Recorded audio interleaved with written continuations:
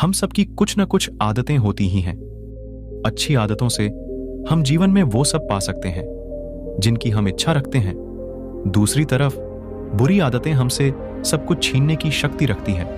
आदतें हजारों तरह की होती हैं, लेकिन अगर हम किसी भी आदत को जरूरत से ज्यादा दोहराते हैं तो वह बुरी आदत बन जाती है। अब जैसे खाना कोई बुरी आदत नहीं है, लेकिन ज्यादा खाना या खाते ही रहना एक बुरी आदत है।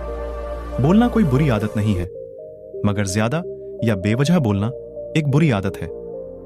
आज हम एक बड़बोले शिष्य की कहानी के माध्यम से जानेंगे इस आदत से होने वाले नुकसान और इससे छुटकारा पाने के तरीके के बारे में। एक बार की बात है, एक गुरु का एक शिष्य बहुत अधिक बोलने की आदत से परेशान रहता था।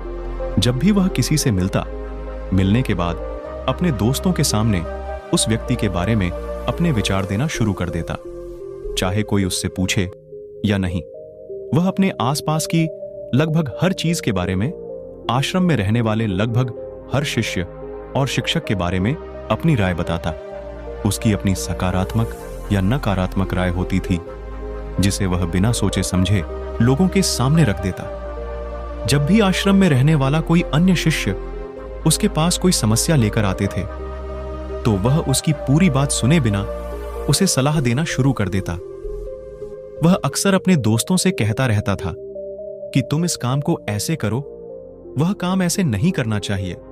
उसे अपने आसपास की चीजों के बारे में जो भी आधा अधूरा ज्ञान था, वह बीच बीच में गपशप के दौरान बात करके उस ज्ञान का ढोंग करता था। उसकी इन्हीं हरकतों के कारण आश्रम के किसी भी शिष्य या शिक्षक कभी उसे गंभीरता से नहीं लेते।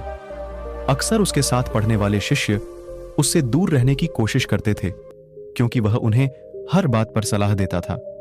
कोई नहीं चाहता था कि वह उनका दोस्त बने। हर कोई उससे दूर रहना पसंद करता था, और अक्सर आश्रम में रहने वाले अन्य शिष्य उसके पीठ पीछे उसकी इन आदतों के लिए उसका मजाक उड़ाते थे। वह शिष्य खुद भी नहीं जानता था कि उसके ज्यादा बोलने के कारण उसे कोई पसंद नहीं करता, और वह भी इस आदत को बदलना चाहता था, लेकिन चाहकर भी वह अपनी राय देने की आदत नहीं छोड़ पा रहा था। एक दिन वह अपने गुरु के पास गया और अपनी सारी समस्या गुरु को बताई। गुरु ने कहा, बेटा, वही व्यक्ति जरूरत से ज्यादा बोलता है, जो सोचता है कि वह सब कुछ जानता है। ऐसा व्यक्ति जो यह मानता है कि वह बहुत कम जानता है और अभी भी उसे बहुत कुछ सीखना है, वह कभी भी अधिक नहीं बोलता है और न ही बिना मतलब के अपनी राय देता है। तो सबसे पहले अपने अंदर से यह अभिमान दूर करो कि तुम सब कुछ जानते हो। शिष्य ने गुरु के सामने सिर झुकाया। गुरु ने कहा, शिष्य, एक दिन में आपकी यह आदत एकदम से खत्म नहीं होगी।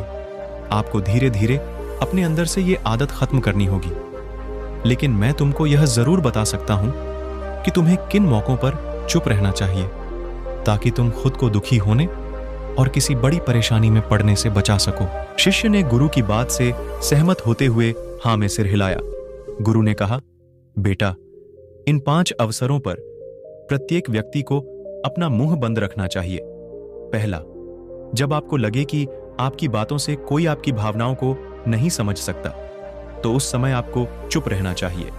अक्सर हम अपने दुख दर्द लोगों को बताना शुरू कर देते हैं, जबकि हमारे आसपास रहने वाले ज्यादातर लोगों को इस बात से कोई फर्क नहीं पड़ता कि आपके जीवन में क्या चल रहा है। हर व्यक्ति को केवल अपनी परवाह है। वह केवल अपने बारे में बात करना चाहता है। वह केवल अपने बारे में सुनना चाहता है। उसे हमारे जीवन की परेशानियों की परवाह नहीं होती, और वह हमारे बारे में सुनना भी नहीं चाहता है। वह आपकी दुखद कहानी 1 या 2 बार सुन सकता है, लेकिन उसके बाद वह आपसे दूर भागना शुरू कर देगा, क्योंकि कोई भी दुखी होना पसंद नहीं करता है। किसी को भी एक उदास और असहाय व्यक्ति का साथ नहीं चाहिए होता है। इसलिए अपने कुछ करीबी दोस्तों और परिवार के अलावा किसी को भी अपनी परेशानी कभी न बताएं, क्योंकि अक्सर वे आपकी बातों को समझने के बजाय उनका मजाक उड़ाते हैं। दूसरा, जब आपको नहीं पता कि किसी विशेष अवसर पर क्या कहना है, या आपको किसी विशेष घटना के बारे में केवल आधा अधूरा ज्ञान है, तो ऐसे अवसर पर भी आपको चुप रहना चाहिए, क्योंकि ऐसा व्यक्ति जो आधा अधूरा ज्ञान होने के बाद भी उस विषय पर बात करता है, वह अक्सर उपहास का पात्र बन जाता है। ऐसे व्यक्ति को कोई भी गंभीरता से नहीं लेता है। केवल वही व्यक्ति अपनी बात प्रभावी ढंग से रख सकता है जिसे उस विशेष घटना या विषय का गहरा ज्ञान हो। इसलिए यहां वहां से प्राप्त आधी अधूरी जानकारी के आधार पर कभी भी लोगों को समझाने की कोशिश नहीं करनी चाहिए। तीसरी जगह गुरु ने कहा, जब कोई व्यक्ति आपके सामने किसी तीसरे व्यक्ति की बुराई कर रहा हो तो ऐसी स्थिति में आप दूसरे व्यक्ति की क्रोध और घृणा को चुप रहकर कम कर सकते हैं। चुप रहकर भी आप स्थिति को बिगड़ने से रोक सकते हैं। जब आप ऐसा नहीं करते हैं और दूसरे व्यक्ति के क्रोध का उत्तर क्रोध से दे देते हैं तो परिणाम काफी भयंकर होता है। यदि आप उस समय चुप रहते हैं तो यह बात उस क्रोधी व्यक्ति के दिल में महसूस होती है। जब क्रोध शांत हो जाता है तो वह अपनी गलती पर पछताता है और इस बात की भी संभावना बढ़ जाती है कि को आगे आकर आपसे माफी मांगे अपनी गलती के लिए। और अगर वह माफी नहीं भी मांगता है तो वह अंदर से खुद को दोषी महसूस करने लगता है और फिर अगली बार आप पर गुस्सा करने या नफरत करने से पहले कई बार सोचता है।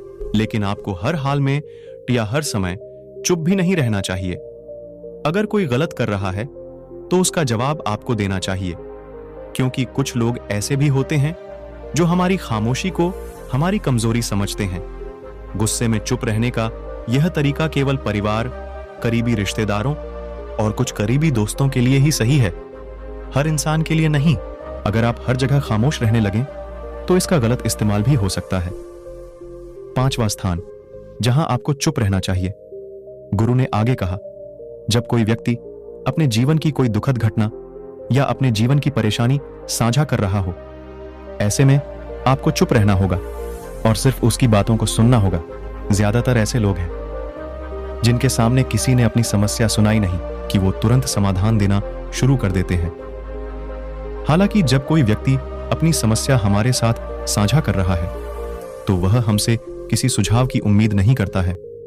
वह चाहता है कि हम उसकी बात ध्यान से सुनें, क्योंकि जब हम उनकी बात ध्यान से सुनते हैं तो उस व्यक्ति को आंतरिक शांति मिलती है। उसे लगता है कि कोई मेरी बातों को समझता है। अधिकांश समय जब लोग अपनी समस्याओं को हमसे साझा करते हैं तो वे हमें केवल अपनी बात बताना चाहते हैं। वे हमसे किसी भी प्रकार की सलाह नहीं चाहते, क्योंकि वे पहले से ही सभी तरह की सलाह जानते हैं जो हम उन्हें देने जा रहे हैं। मुसीबत के समय किसी व्यक्ति को सांत्वना देने का सबसे अच्छा तरीका है कि हम उस व्यक्ति की बात को ध्यान से सुनें। जब हम ध्यान से लोगों की बातों को सुनते हैं बिना किसी सलाह के, तब उनकी आंखों में हमारे लिए सम्मान और स्नेह का भाव पैदा हो जाता है। उन्हें लगता है कि हम अधिक गंभीर, बुद्धिमान और शांत दिमाग वाले लोग हैं। इसलिए अब कोई भी आपको अपनी समस्या बताए तो बस उसकी बातों को ध्यान से सुनें और जब तक वह आपसे न मांगे उसे किसी प्रकार की सलाह न दें।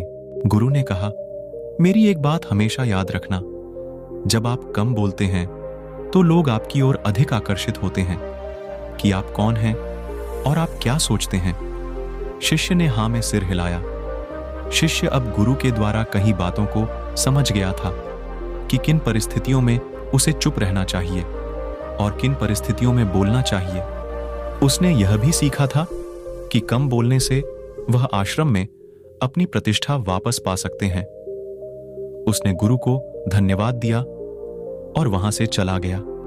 तो दोस्तों, आज की हमारी यह प्रस्तुति आपको कैसी लगी, हमें कमेंट के माध्यम से जरूर लिखें। और यह प्रस्तुति पसंद आई हो तो वीडियो को लाइक और चैनल को सब्सक्राइब जरूर करें। सादर धन्यवाद।